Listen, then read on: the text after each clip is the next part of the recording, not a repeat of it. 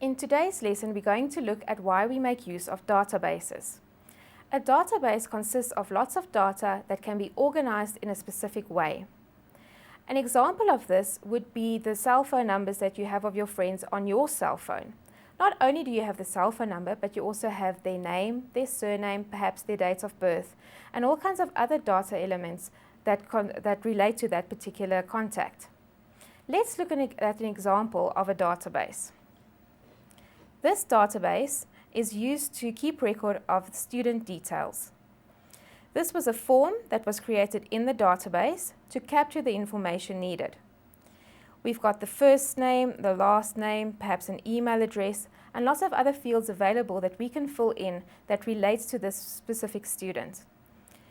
We could also include guardian information, medical information, and very important, we can also keep record of their attendance. So that's the first thing that a database does. It stores information.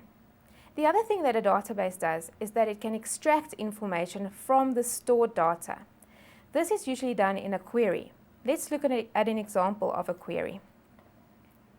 This particular query will show us the attendance record of Kiani Dimitrov, for instance. You can also run a report.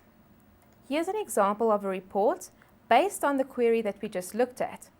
Usually use the report to print out, and that will be useful for a parent's evening if they wanted to know exactly what her attendance was like.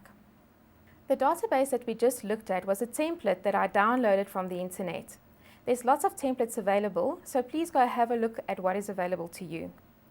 Other examples of a database could include something like an inventory list for a company. Here you would keep data on the products that they sell, the selling price, the profit margin, etc. The whole point of a database is to store the information so that you can use it later on for problem solving. For instance, a problem could be how much profit did we make this year?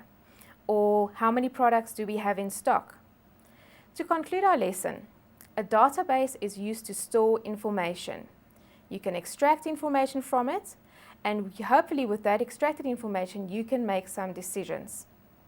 So, databases are used for processing information and changing it from data into useful information. That concludes our lesson on using databases.